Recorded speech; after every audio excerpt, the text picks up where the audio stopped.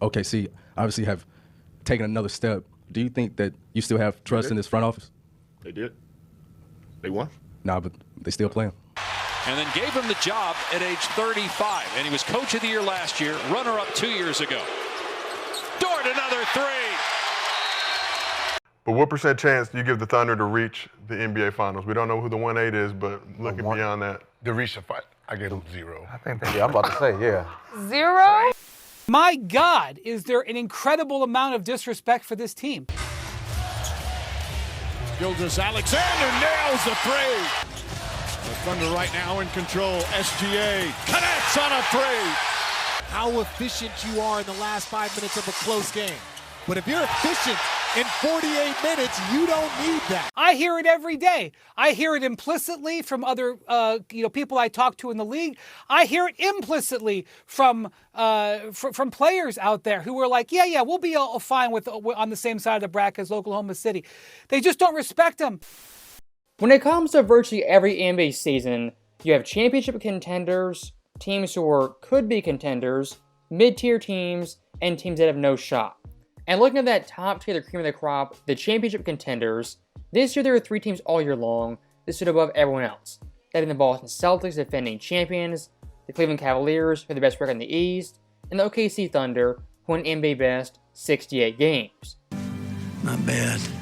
Now, despite OKC winning 68 games, really breaking every record in the book, this team has been doubted, written off as too young, too inexperienced, and not ready to be a championship team.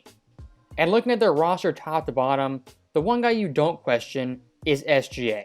This guy's a top tier player, top 3 guy, a certified bucket, and a playoff riser. SGA's playoff prowess ability has never once been questioned. The guy who's been questioned is Jalen Williams, his number 2 option. As looking at Jalen thus far in his career, despite being a one-time All-Star, there's still tons of questions. And for his playoff resume, he's only played 21 games so far in his very short NBA career. And looking at the series versus Denver, he was shaky at best. 5 of the 7 games, under 20 points. Game 1, 25% shooting. Game 4, 15%. Game 5, 36%. And Game 6, the bottom of the barrel, 3 of 16 shooting, 18%. It's an 11-3 run. Give and go. Williams gets to the cup, but he blows the layup. Gilgeous-Alexander in traffic. Kick. Williams 3. Air ball.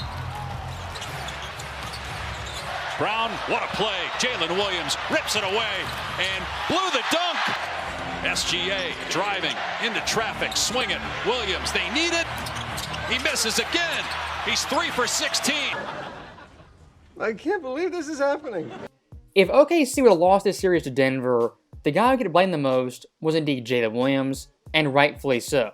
This guy the entire series has been completely erratic. And when you're an all-star borderline All-NBA player, people think you're a certified number 2. Going ghost in a series like this is simply unacceptable. Now, luckily for Jalen Williams in Game 7, he stepped up in a big-time way in the biggest game of his life. As in Game 7 versus Denver, 24 points on 10 of 17 shooting. Yes! That's awesome!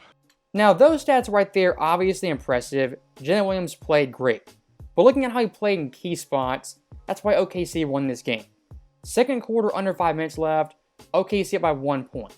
Williams the final 5 minutes, 13 of his team's 22 points, outscored Denver by himself 13-9, OKC up by 14 at the half. Pass inside to Williams. Layup is good. Under 2.5 remaining in the second. Williams lines up. Hits the 3. Williams. Here comes Williams. Rises up and throws it down. Here in the second.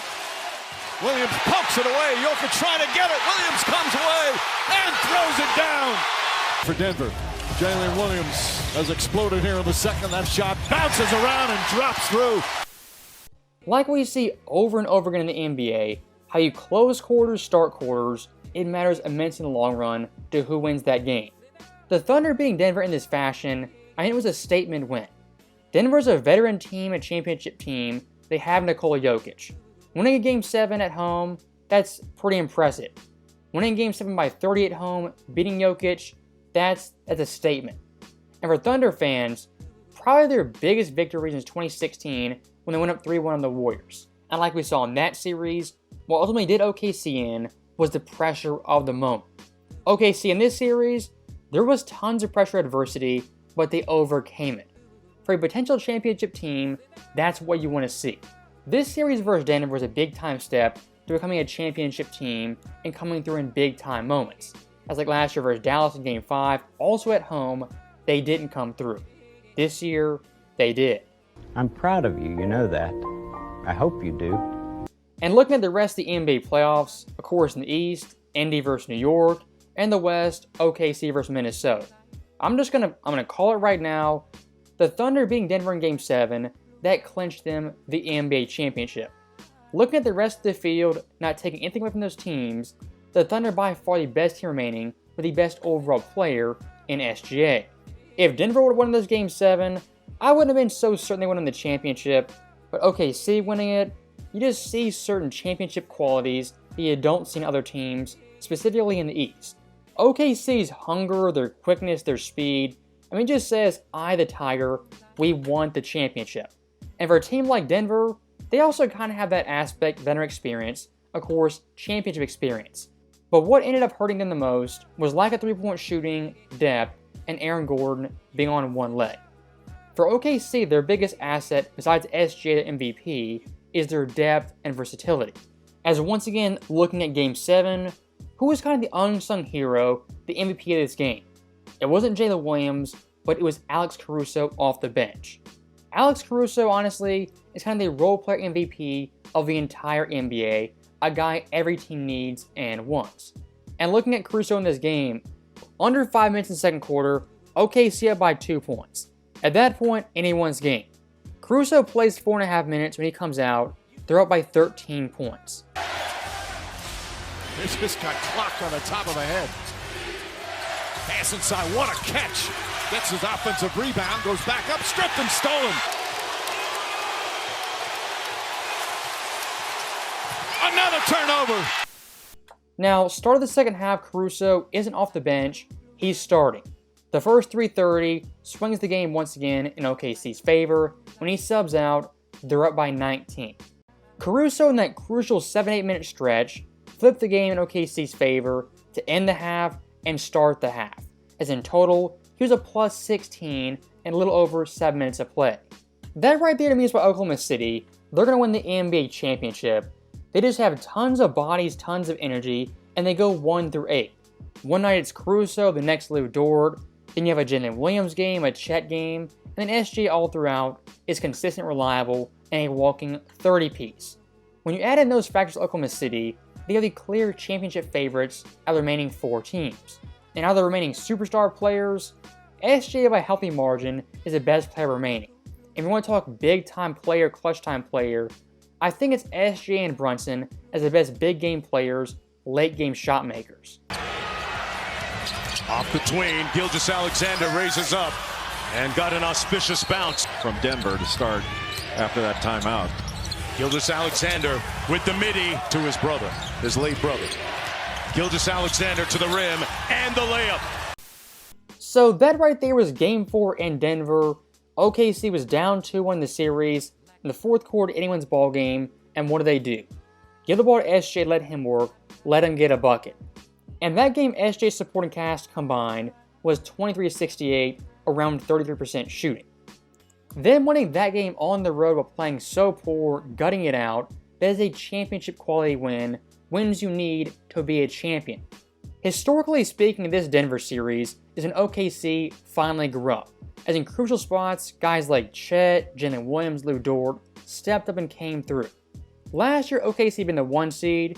A cute story of the 1 seed, a nice young team. Chet's a rookie, Jalen's in year 2, and Josh Giddey's playing big-time minutes. That Thunder team, they're a very good team, but not a serious championship team like this year's team. And look at the 2 major pieces they added. Hartenstein, Caruso, the grit, toughness, the edge to be a championship team. And of course, Caruso in 2020 has championship experience, and Hartenstein with the Knicks has deep playoff run experience. This Thunder team, top to bottom, is a well-oiled machine, and their best trait, they can win in a variety of ways. Have to go big, Chet and Hartenstein, they can play that lineup. Need to go small, put Chet at the 5, they can also do that. Need speed demons, defensive dogs. Cason Wallace, Isaiah Joe, Lou Dort, Caruso. They've got all that. This team, top to bottom, has tons of versatility, and they can win games in a variety of ways. Down by 10 points second half, they can come back, win that game. A Game 7 at home, all the pressure on them, they can win that game. A brick fest, no problem. Up and down fast break game, they love it. As always, thank you guys for watching. Hope you enjoyed it. I'll see you next time.